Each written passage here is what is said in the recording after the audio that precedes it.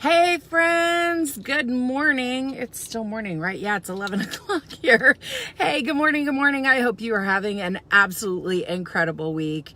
Normally, I do not do the Thursday throwdown from my car, but tomorrow I am having a photo shoot done. And so today, of course, because last minute, why not? I am running around getting my Spanx and my heels all lined up. So I needed to hop on and do this from the car. So as some of you know, you may or may not know, I've sort of made it public as a way to make myself accountable and hold myself accountable. I have started writing a book about fear, and I'm super, super excited about writing this book. Welcome, welcome. And I'm also scared as hell about writing this book. It's just one of the scariest things I have ever done. And I'm just going to be talking about the process in the coming months because I want to be as transparent as possible about my own fear, because the whole book is about fear. And the reason I am writing this book is because I know after 24 years of working with people, I know you're hurting. I know you're hurting for lots of different reasons. I know that you are, hi Gloria, I know that you're hurting because of things that have happened to you. I know that you're hurting because of things that are happening in your country or in your culture or to our gender, or maybe even inside your religion or inside your family. There are a million reasons why we women are hurting. And one of the biggest reasons why we're hurting is because of our fear.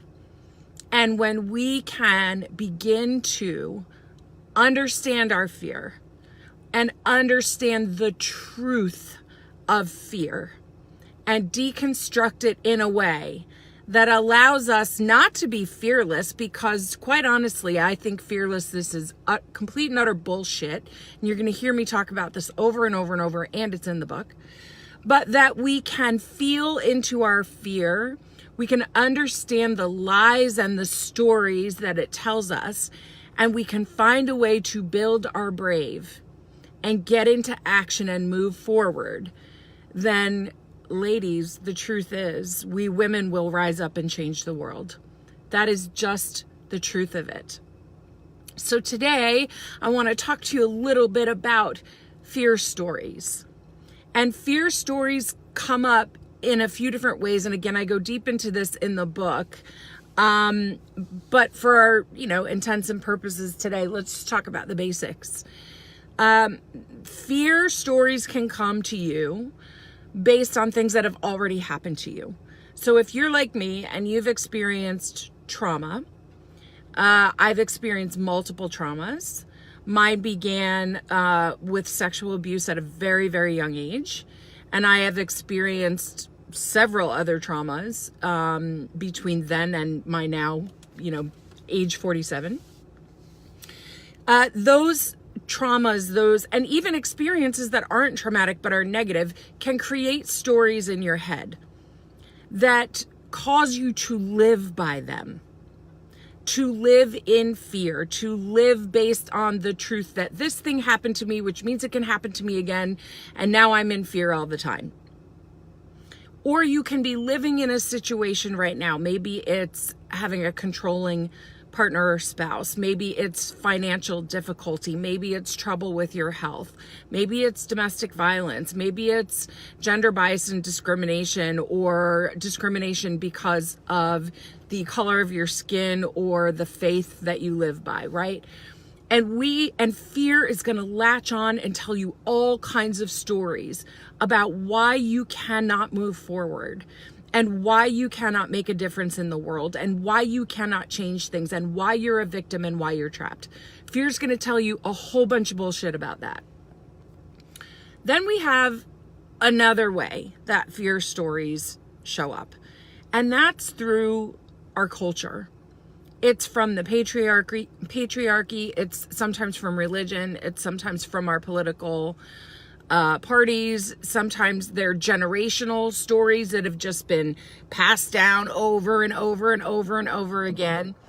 And even though we haven't maybe necessarily experienced something related to that fear story, we're afraid of it anyway. And I want you to know that your fear and what you feel is real, but the stories are not valid. And that doesn't mean that bad shit can't happen to you. That's not what I'm saying. What I'm saying is that your fear is going to try to convince you that you won't survive it, that you're not strong enough, that you're not good enough, that you're not special enough, that you do not have greatness within you that will allow you to transcend your fear. And that is the biggest lie fear will ever tell you, because you have greatness in you right now. And unless you start to fill every day the bucket that builds your confidence and your courage and your brave and your clarity, then your fear bucket will always be heavier than the bucket that allows you to take action. And you do not need to be without fear to take action, my friends. You do not. I do everything that has mattered in my life and in any of my businesses I have done scared. I'm writing this book scared. I speak my truth out into the world, in public, this way, on podcasts, on stages, scared, all the time. So all of this marketing bullshit about being fearless, please let it go. And I get why it works. Because marketing to your fear, it plays on your fear. The message is, if fear is causing you pain, then kill it. Get rid of it. Disconnect from it. And when we disconnect from a part of us that makes us human, we are doing damage to ourselves. So the key is not to be fearless. Don't wait to be fearless. Build your brave. That's the way out. And in order to do that, you've got to know what your fear stories are. You've got to know whether or not there's some part of you that says, I am not enough. I am inadequate. I do not have greatness. That's reserved for special people. And I am not special. I am too old. I am too young. I am too fat. I am too thin. I am not educated enough. I'm overeducated. Whatever. Fill in the blank. I am not blank enough. That is what's driving your fear. And when you know your fear stories, you can start to reach for the deeper truth, which is that greatness is in you. It has always been in you. And your job, yes, hashtag build your brave. You're helping me promote the book already. Thank you. Your job is to fill the bucket that is heavier and bigger and bolder than your fear bucket. So I like to think in my mind of an image of the scales of justice. So you have one, container on one side and one container on the other side. And your job is to make the container opposite of your fear so much heavier, so much bigger, so much bolder than the side that holds your fear, that you have no option than to propel yourself forward into purpose. And your fear can come along for the ride.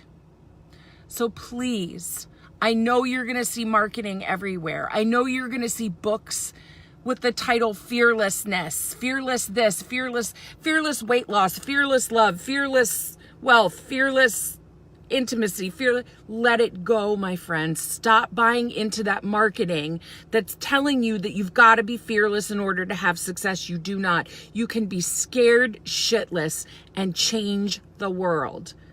If you don't think so, go look up Malala Yousafzai. Go look her up. She got shot in the damn head and changed the world. So stop buying into that marketing that fearlessness is the way. It is disempowering. Look what it's done to our men. Now, I am a feminist, and as far as business goes, I preach to women. But I'm married to a man, and I have sons. And I truly believe that preaching fearlessness is contributing to toxic masculinity. It's teaching our men that they can't be men and feel fear. It's teaching our men to cut themselves off from parts of themselves, and look what's happening in the world. They don't know how to be afraid. They don't know how to be vulnerable. They become aggressive. They act out. They don't know how to feel their feelings, process and release them. And it's just as disempowering for our women, because we don't necessarily turn into people who go around shooting everybody. I mean, it happens once in a while, but that's not what we usually do. What do? We freeze, we get overwhelmed, we shut down, we decide we're not good enough, we don't go for it, or we turn into the freaking Energizer Bunny and we do all the things and then burn out and we are no good to anybody. That is not how women are going to rise and change the world. So we need to do it by taking our fear out of the driver's seat and putting it in the back seat and saying, you can come for the ride, but you do not dictate where I go and how I get there. So what I want to leave you with today is just a little activity. And I'm going to be doing, hopefully, a series of live 2-day workshops where I'm going to go through all of the content in your book. In my book. I'm going to help. Well, I want the book to be yours, really. I'm writing it for you, to you, where we tap into your greatness, where we reveal your flavor, what I call your flavor of fear, how it shows up. Where does it show up in your body? How does it show up in your emotions? Sometimes it's panic. Sometimes it's anxiety.